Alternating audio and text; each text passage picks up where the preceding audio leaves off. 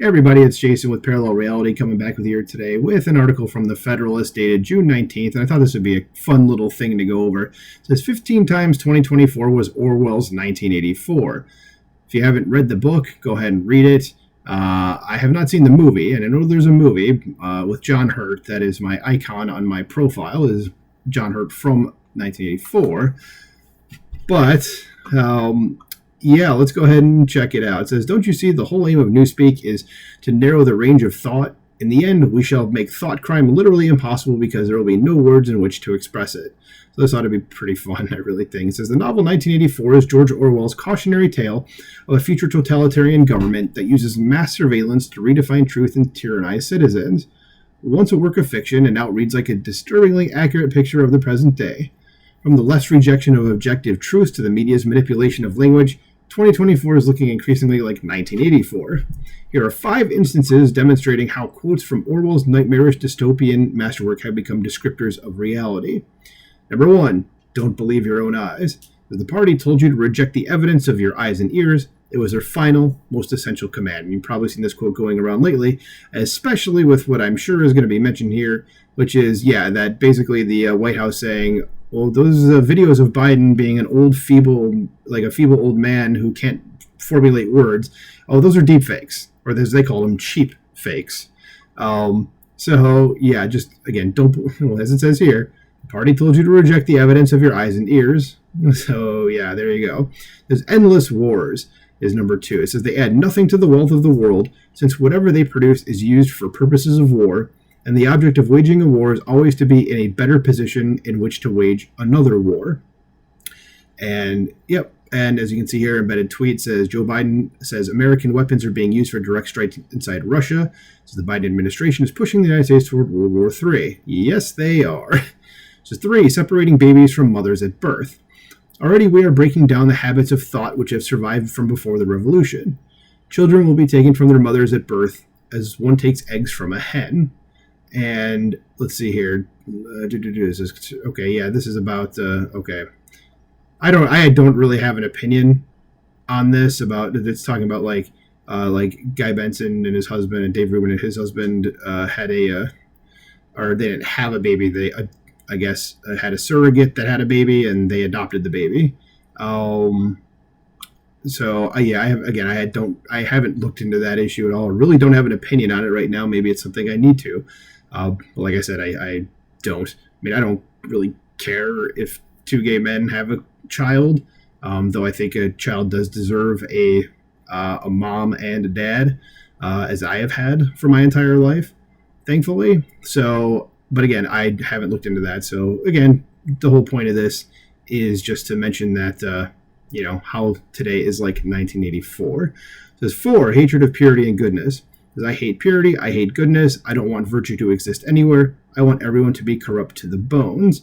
And it's about, the Chiefs kicker Harrison Butker when he basically, the NFL condemned him for basically saying like normal, regular, conservative things. So there you go. It says the news lies. It says one knows the news is all lies anyway. And another embedded tweet says, absolutely enraging to be reminded of what they did. Let's see, 20 straight minutes of corporate media pushing known pro-Democrat and anti-Republican disinformation, misinformation, propaganda, and lies under the guise of fighting disinformation. It's when they admitted Hunter's laptop is real. The thing that they said was not real. And I'd probably recommend going to the link and playing this video because someone did compile it and put it all together. It might have been Kaneko the Great here who put everything together about them saying, no, this thing is fake. Whoops, it's actually in evidence now. You don't put fake stuff into evidence in a trial.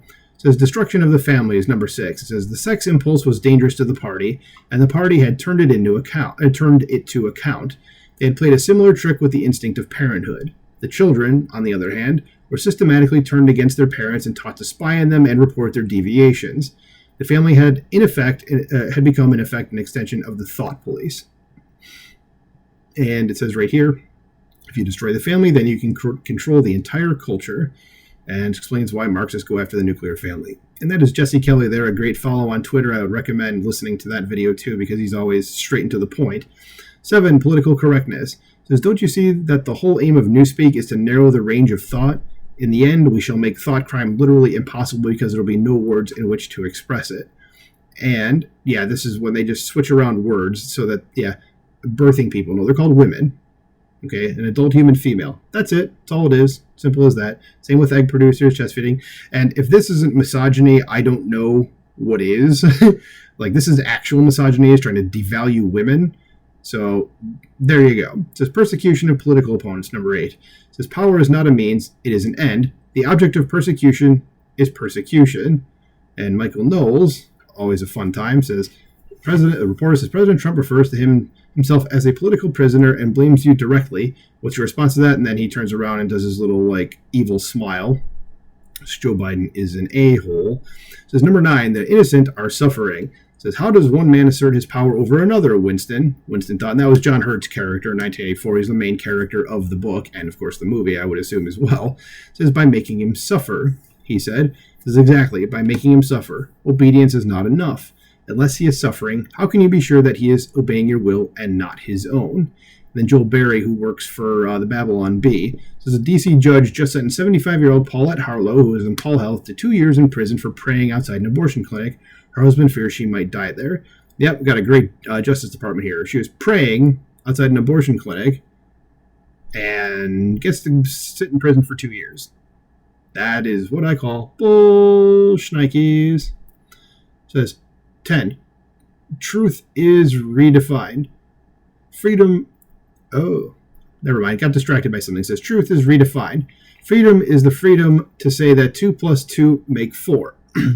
Says, Molly she's actually one of the, I think, senior editor or someone at the very tippy top of the Federalist website. It says, him. Oh, because they're saying transgender swimmer Leah Thomas failed challenge rules that ban her or bar her. No, it's him. Yep, it's him. Dude. So... Yep, there you go. It says, hypocrisy from government agencies, number 11.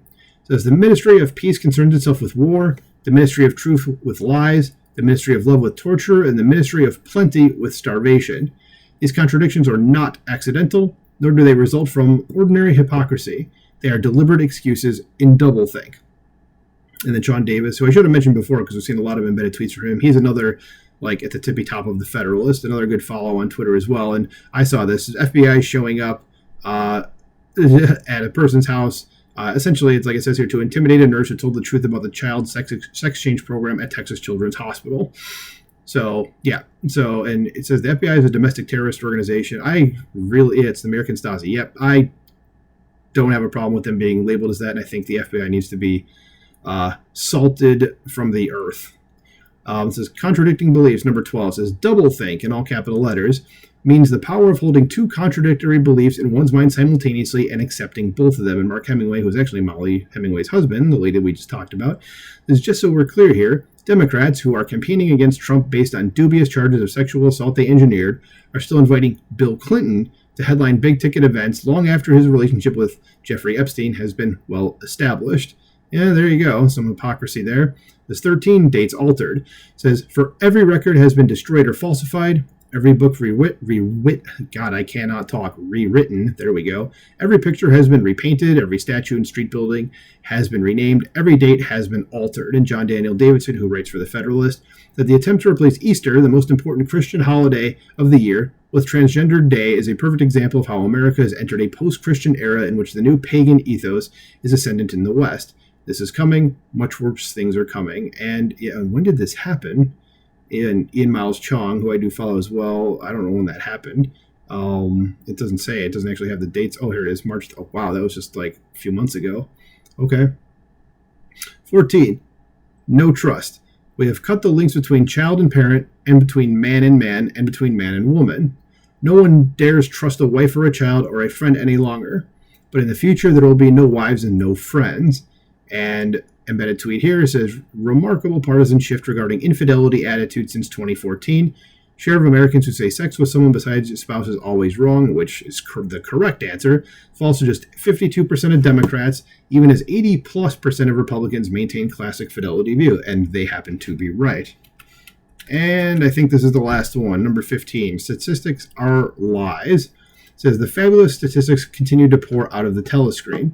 As compared with last year, there was more food, more clothes, more houses, more furniture, more cooking pots, more fuel, more ships, more helicopters, more books, more babies, more of everything except disease, crime, and insanity. And then Tom Nichols, who is just a jackass. And let's see what it says on here. Oh, yeah, they're planning a cookout, and then Biden's bad about messaging and inflation. Yeah, so there you go. So, yeah, that I think it was a pretty fun little article. Just kind of, here's 1984 for real. We're living in 1984, folks. It's the kind of the point of my channel, and that's the little intro that I have at the very, very beginning of this. Anyway, do you agree with this? Have you read 1984? What did you think? You got any other examples to provide? Let me know in the comments below. Please like, share, subscribe, and I will talk to you soon.